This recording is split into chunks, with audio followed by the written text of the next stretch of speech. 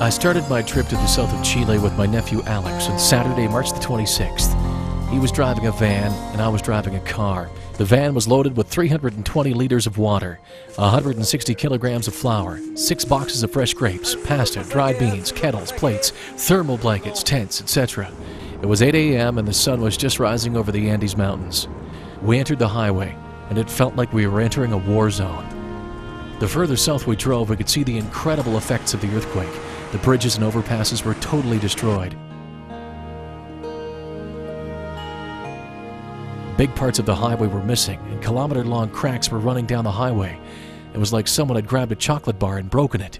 When we were traveling between Curico and Talca, my telephone started to ring, and it was my nephew in the other vehicle, and he was struck by the images he was seeing.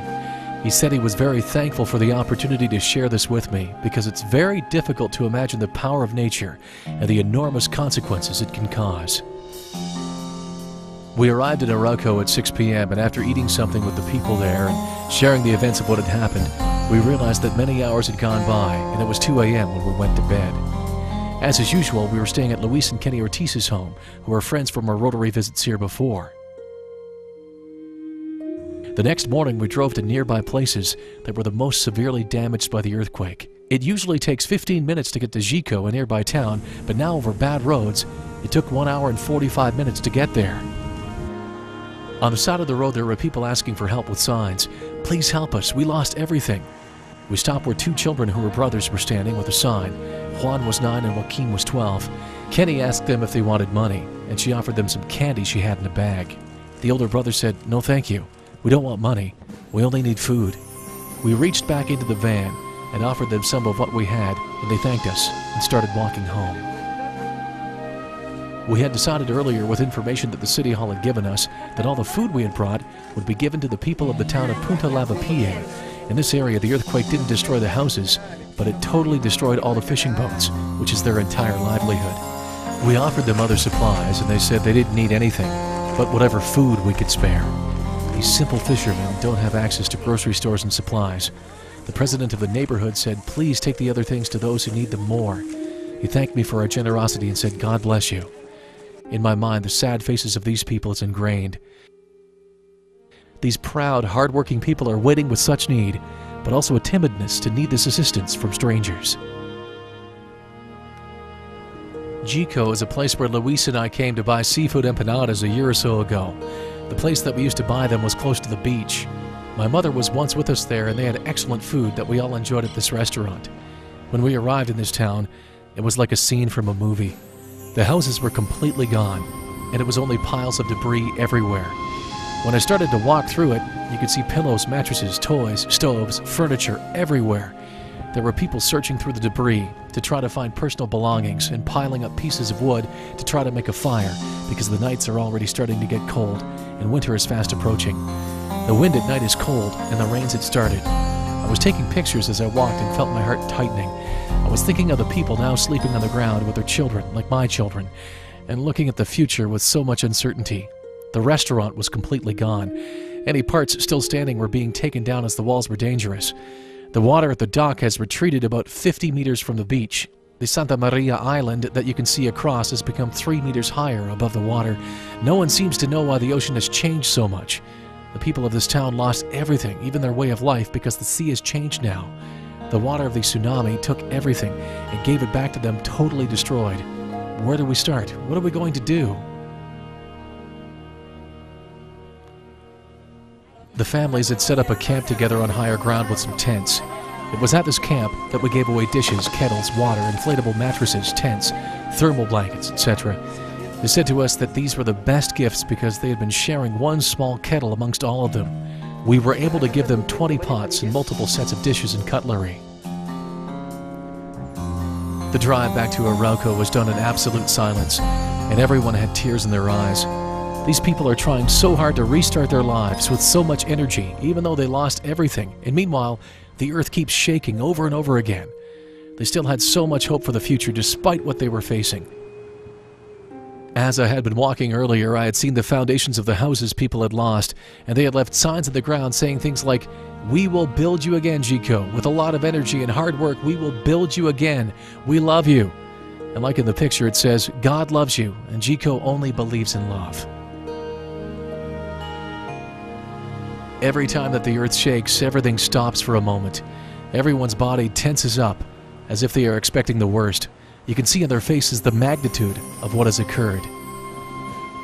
We started to travel to the west of Arauco, taking pictures of the hills that had collapsed onto the road and houses that had been destroyed. We arrived at the bridge that connected Arauco to Chico to find it collapsed in 3 parts. It was impossible to repair, and the city had given authority to create a temporary bridge which had taken them the last 3 weeks to build. Just a few steps from the bridge was a house that belonged to a 40-year-old man, Armando, and his 35-year-old wife, Ida. I entered their property, and Armando told me that they had lost everything as they continued to clean up the place. Their belongings had all been destroyed by the tsunami. He invited me to take all the pictures I wanted, with tears in his eyes. I took a few pictures and then I left in silence. On our way back, we stopped in Antulafcan, where individuals and companies had been coming to enjoy the beautiful valley and commodities for many years. It had canoeing and hiking and running trails throughout the area. The Rotarians had been invited many times to this place on their trips to Chile. The resort had a motel, cabins, and a large restaurant. The restaurant hosted barbecues for large numbers of people.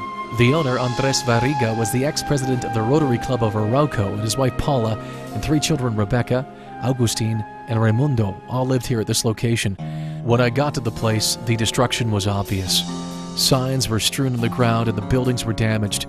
The smell of the seaweed, decomposing fish, and the destroyed sewage system was overwhelming. You could see very clearly how high the tsunami water had risen and damaged the property. That night, Andres and a friend came to visit me at Luis's house.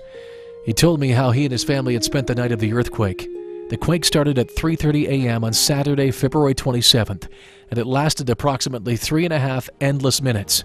They woke up to the noise and the tremors. The movement was throwing them from side to side in their houses, and they couldn't stay standing. Things were flying all around them and were breaking around them. Somehow they got their kids out of bed and got out of the house. After they gathered their employees and guests, they took their vehicles and drove towards the hills because the possibility of tsunamis was imminent. 45 minutes after the initial earthquake, and the aftershocks were fewer, he made a decision to come back with one of his employees to gather some blankets and food because it was cold and the majority of people were still in pajamas. They arrived at his house beside the restaurant, and as they were gathering things, they heard a noise that they thought was an explosion, and they were unsure what this was. At this moment, huge waves were starting to crash against the buildings. They started to run desperately with the water right behind them, chasing them up into the hills. The next day, as the sun rose, they realized that the explosive noises that they heard were the waves and the quake actually throwing the rocks and even big chunks of the paved road and moving them through space. They tried to get out by the highway, but it was blocked both ways by the water from the ocean and dirt that had collapsed from the hills. They were completely unable to go anywhere for 6 days. After this many days, the ocean had gone down enough that they could drive 4-wheel drive Jeep vehicles out along the beach. I heard stories like this every day from different people. The bruises and cuts that many people received during the moments of the quake will heal, but the scars from this experience will be there for a long time. The city of Concepcion and Talcahuano and the surrounding areas are going to take years to return to the pre-earthquake status. Every street and every house has extensive damage. To understand the reality of the magnitude of what has occurred here, I took a picture of the highway outside the city of Lota. 150 meters of highway was picked up like a piece of paper and thrown to one side down the hill. Another 60 meters of highway was thrown to the other side of the hill. As I stood there on the gravel, which used to be the highway, I felt insignificant as I understood the immense force it would take to do this. You will notice very clearly in the face of the mayor of Arauco what has happened in the last 30 days. The city hall has been destroyed, and they were now operating in the building shown here. This is just one of the issues facing the people of Arauco. My visit to the old folks' home this time wasn't good. The Swan City Rotary and Arauco Rotary Club had helped build and sustain a heating system, which included a boiler system and had been completed about 2 years ago. The elderly had appreciated it so much because prior to this, they had no heat and the winters are cold. As they entered, they recognized me and called over that they remembered we had given them the heat. Unfortunately, the women's section had collapsed and many women had been moved to the capital city of Santiago, and the rest were now sleeping in the lunchroom. The nuns that had been running the home had all left because the psychological stress was too much for them. The people of Chile are rising up and trying to clean up and start over again. They have a lot of energy and motivation to build their lives up again, but the infrastructure in many, many houses are just gone or beyond repair. They need some help. I saw when I was there that just a little bit of help was such a huge inspiration to them to keep going. They are facing huge obstacles, but the human spirit is sparked by a helping hand. And for some of those facing a complete rebuilding of their lives, I hope we as Canadians, who have so much, can reach out and give a helping hand to keep their fire burning long enough to get back on their feet.